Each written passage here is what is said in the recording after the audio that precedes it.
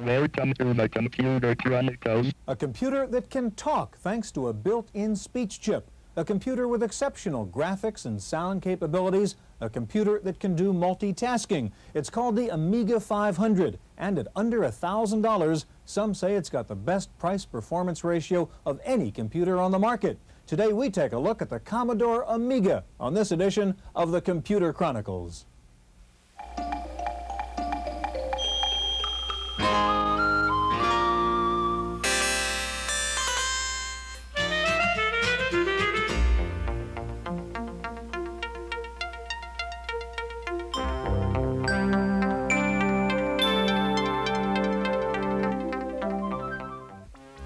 The Computer Chronicles is made possible in part by CompuServe, featuring an online reference library, Wall Street reports, at-home shopping, airline reservations, games, and hundreds of other services. CompuServe, helping people get the most from computers. Additional funding is provided by McGraw-Hill, publishers of Byte. Byte's detailed technical articles on new hardware, software, and languages cover developments in computer technology worldwide.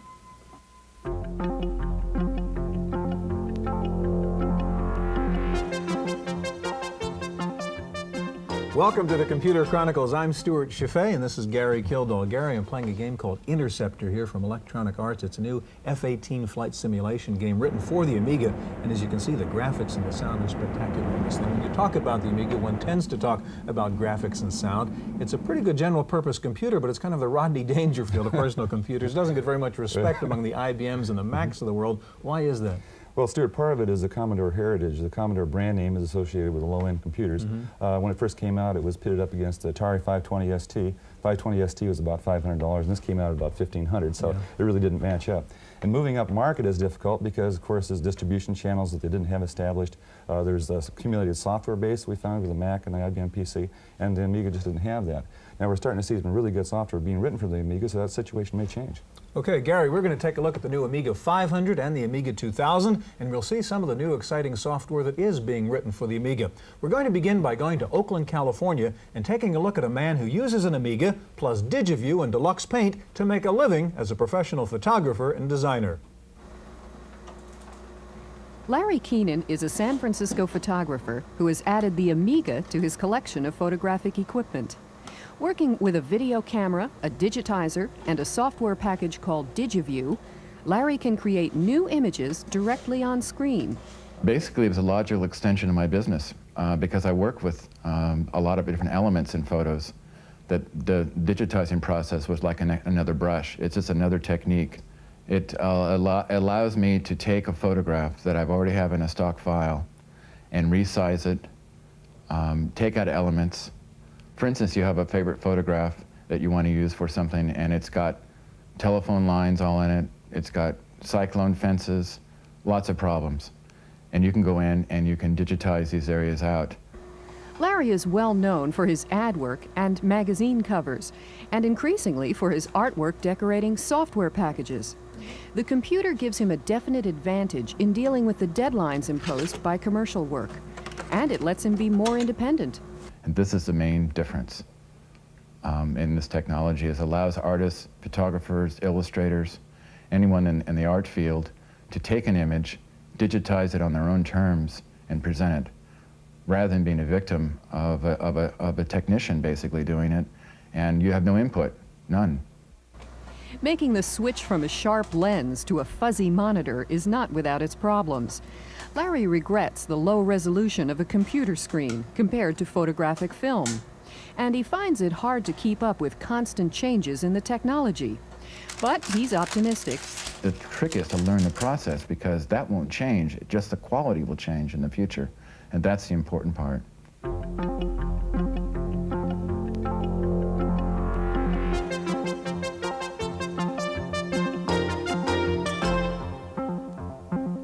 Joining us in the studio now is Heidi Turnipseed. Heidi's an animator with Five Rings Company in Southern California. Next to Heidi is Adams Douglas, Director of Product Development with Micro Illusions in Southern California. Gary? Heidi, you're now using computers to help you with classical animation techniques.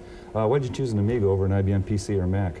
Well, it was advertised as having full animation capability, the blitter technology and the four-channel sound, the 4,096 colors, and the very reasonable price were all factors. Good. So the graphics really drew the machine, though. Absolutely. Right. Okay. Now, you have a program here, a Photon, I guess, that you're using for your animation. Can you show us how it works?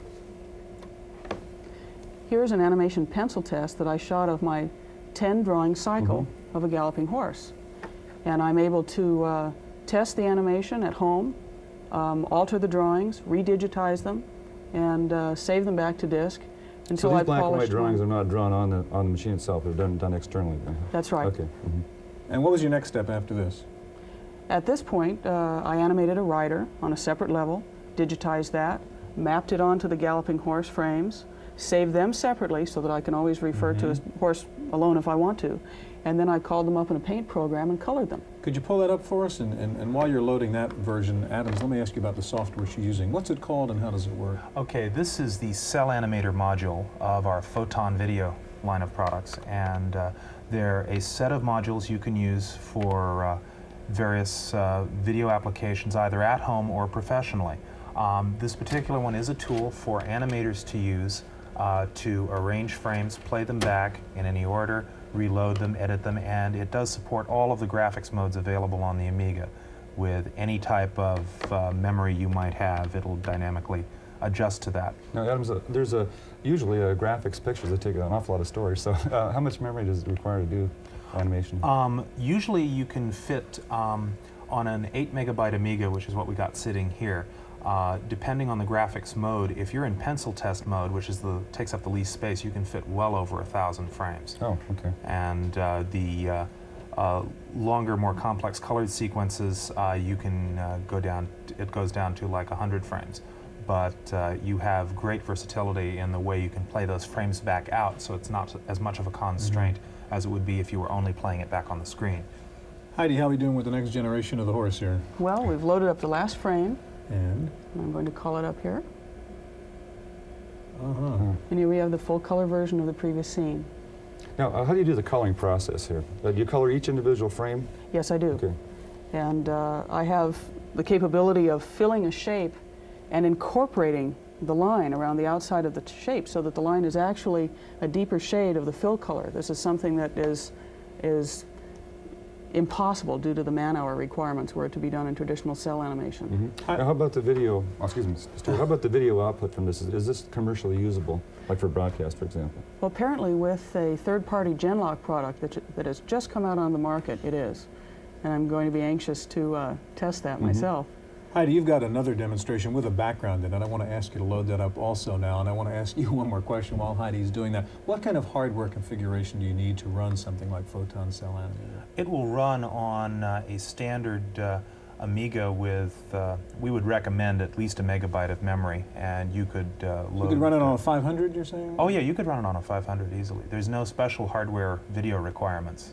Those are added as options depending on what you want to do with what you create. Okay, Heidi, what do we have now?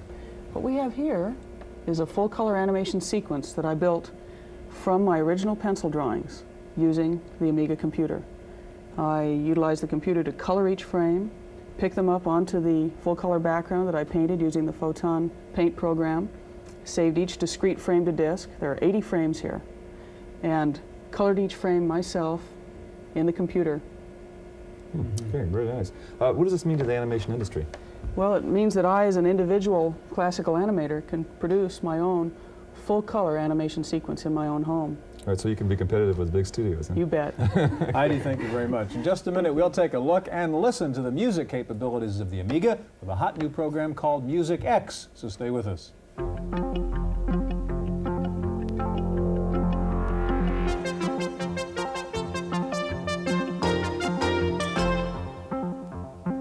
Joining us in the studio now is David Joyner. David's a programmer with Microillusions and the developer of Music X, and back with us, Adams Douglas. David, we've seen how an Amiga can be used for professional animation.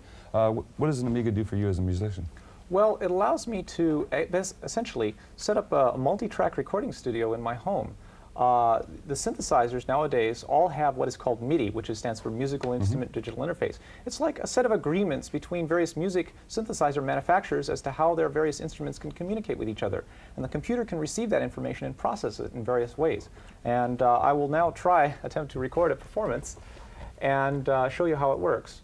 I'll set the tempo to some reasonable value, 131 quarter notes per minute. I'll now start to record. The drum machine, which has been synchronized to the computer, will automatically start.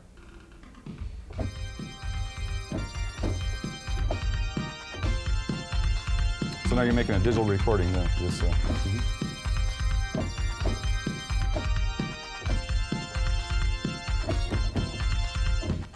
And I stop that, store it into the machine. Now if I go back to the beginning and play again, and you can see it's got controls just like a tape recorder, fast forward, rewind, and play. This program has been designed to work on various levels. On the surface level, it's very simple, but at the same time, you can dig down deep into its innards and sort of... But right now what you do is you recorded one segment of music, and how many segments can you record then? You can record up to 250 segments in the computer, although 20 of them can play at once. Okay. Can you show us how you manage some of those segments? Here's the editing screen. Well, there's various different editors. I'll show you the simplest one, which is the bar editor, which shows the music as a series of bars. And in fact, you can drag notes around. Shut that off. Anyway. Okay. So what are some of the other controls that you have? Well, I'll show you some of the other screens. There is the librarian screen, which allows you to send sound data to the synthesizer and make the synthesizer play different sounds. You can store the various patches from the synthesizer onto disk. There's going to be, let's see, we have filters. What these allow you to do is process your playing in real time to change your performances. Here's an example of, this takes a second to load, the key map editor, which allows you to redefine the behavior of the musical keyboard, sort of like musical keyboard macros. Which you can assign a sequence of notes to a key on the keyboard. And I've always been interested in the idea of sort of co-composition, co-performance, not just a human composing and not just a computer composing all by itself, but together in a synthesis. There's a lot of things that I'm interested in developing in experimental techniques in music. So you see this is more of a combination of the talents of the machine and the talents of the Exactly. David, what does MusicX do that's new in terms of this kind of music software? Well, it's new in the sense that it's affordable. It runs on a machine that's affordable and a machine that has color. The Amiga is a very creative machine. I think it has a very creative spirit to it. And I think that many musicians are attracted to that, and they're dying for an excuse to buy one. Adams, MusicX is in development now, right? I mean, you're still working on this thing. When's this going to hit the market? This will be out in about 2 months. Okay, and you said it's reasonable. What will it cost? $290, I believe, something like that. Although by the time this program airs, it may be less than 2 months. Okay. And is this for the professional musician, primarily MusicX, or is it for a person who's not a performer and can still take advantage of this? Well, I think the program can adapt to various levels of talent. If you're an amateur musician, sort of like I am, I'm really a sort of a musician techie, I like to be able to compose on a screen because I'm not that great of a keyboard player. But on the other hand, I want something that the professional can also use and in his work. One last question. We've heard of the Atari ST a lot from musicians. How does that compare to an Amiga for what you're doing? Well, I think the Amiga is a little bit more polished in the way it's designed. And I'm hoping that MusicX will be able to support a lot more features because of the multitasking power of the Amiga. David, Adams, thank you very much. Now we know about the music and graphics capabilities of the Amiga. There are also scientific applications on the Amiga. Wendy Woods has a report from the Smith Kettlewell Eye Research Foundation in San Francisco. Now you see it, now you don't. The letter E vanishes when the motion stops. In this experiment, the lines with the black squares appear to be crooked, but when the color is changed to green, they are straight. These are two of dozens of visual experiments being conducted at San Francisco's Smith Kettlewell Eye Research Foundation, where a team headed by Dr. Ken Nakayama is studying human visual perception, and specifically how motion is involved in helping us to see. Dr. Nakayama creates these experiments using Amigas, running deluxe paint software from Electronic Arts. Well, the Amiga, especially at the time that it emerged about 2 years ago, was really the only thing on the block to do the kind of things that we wanted to do. It has a really great graphics capability, as you're probably aware. It has special hardware which enables you to move images around without even the CPU knowing it's happening, essentially. So you can just do things very, very fast. You can't do it on the previous machine. Dr. Nakayama feels that Amigas and micros in general are opening a whole new field of vision research. The motion that you can achieve on a computer screen simply cannot be duplicated by standard eye tests. People here are pioneering the use of low-cost micros with technically sophisticated graphics in vision research. And eventually, these Amiga graphics experiments may end up in clinical settings to test actual patients with vision problems. In San Francisco, for the Computer Chronicles, I'm Wendy Woods.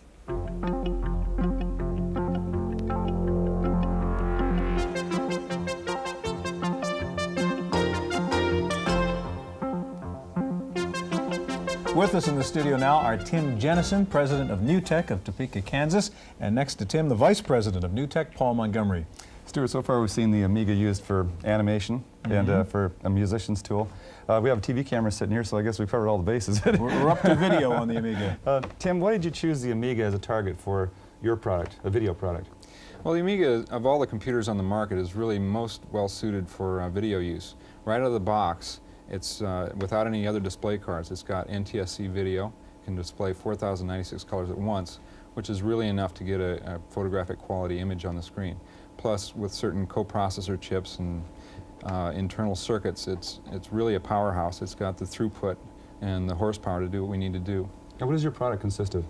Well, the video toaster is a peripheral that turns the Amiga into a professional video box. It really consists of four main sections.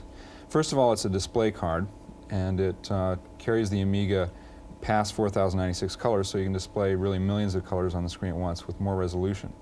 And certain Amiga software packages can already take advantage of that increased resolution and color.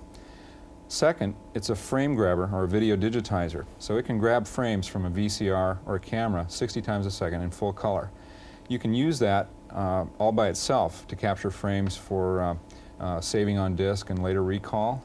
You can import the images into a paint program and do cut and paste operations, for example. We'll see how it works. Okay.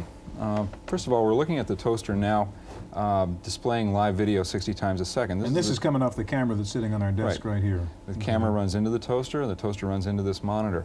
I can slow down the frame rate so you can see that it is really capturing images. If you want to move your hand, Gary, you can see that it's really... A little delay there. Yeah. Okay, some of the effects it can do. This is tumbling around the x-axis, tumbling around the y-axis. This is a zoom. Well, these are typically effects that would be very expensive if you hadn't be by broadcast quality kind of material. Yeah. These effects might cost $20,000 on up to $300,000 to do with traditional video equipment. This is a moving blind effect. Here's a quad mosaic, and then it's kind of a kaleidoscope effect there. This is a 16-level mosaic. And we can do a receding mosaic, which is kind of interesting. And zoom in, and we can do what we call an infinity slide, like a infinity mirror effect you'd see at the barber shop. Here's a mirror effect reflected around the center.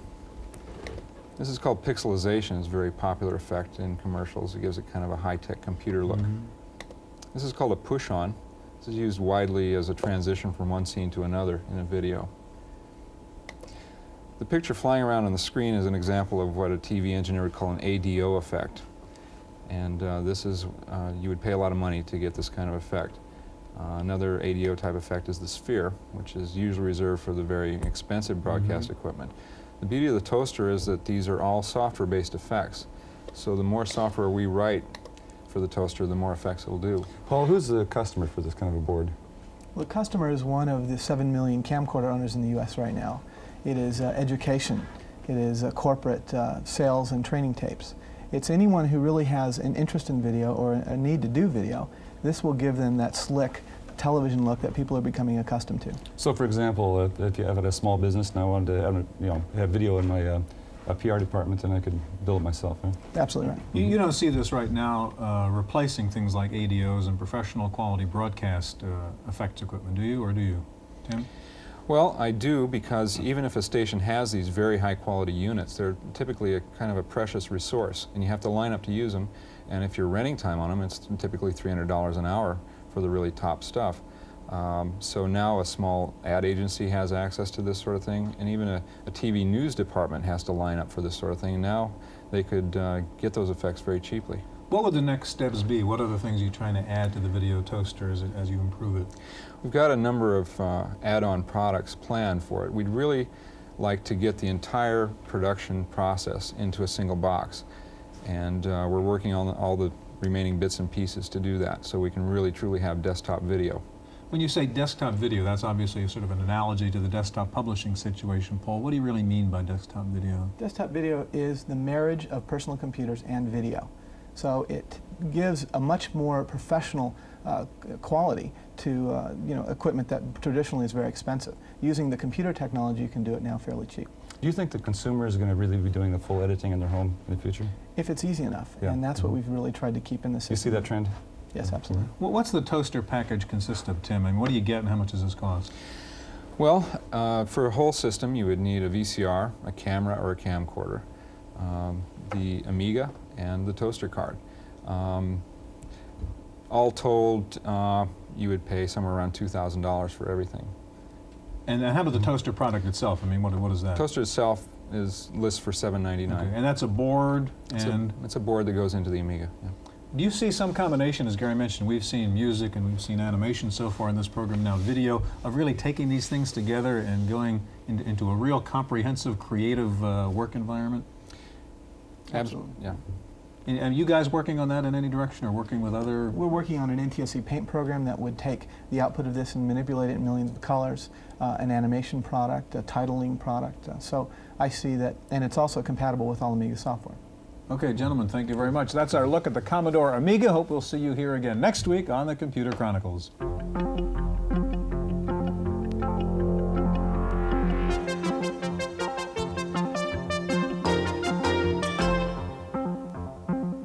In the Random Access file this week, yet another company has announced a rewritable optical disc storage system for PCs. But this time, Advanced Graphic Applications of New York says it will actually ship its system this November.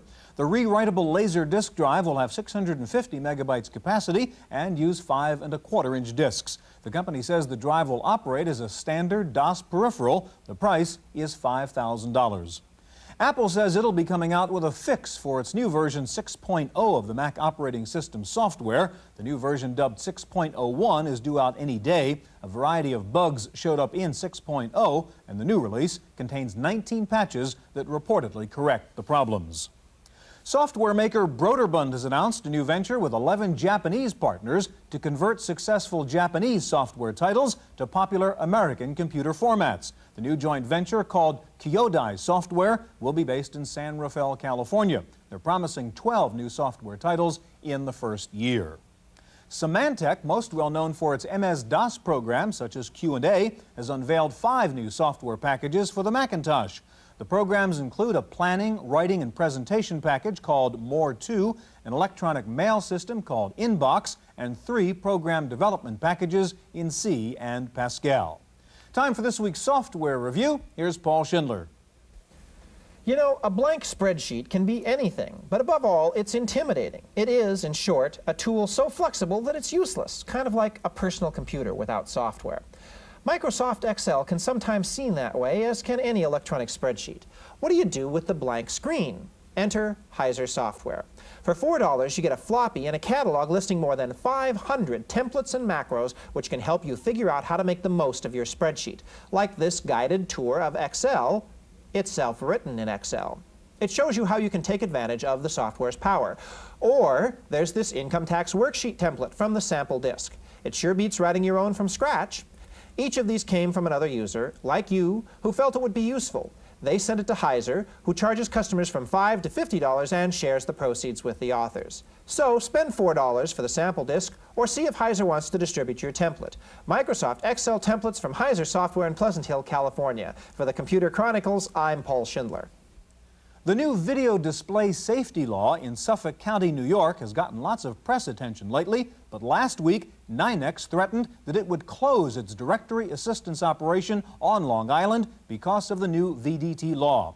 NYNEX says the law imposes unnecessary costs on the company, which would have to be passed on to consumers. The Suffolk County VDT law requires employers to provide visual rest breaks, non-glare screens, and free eye care.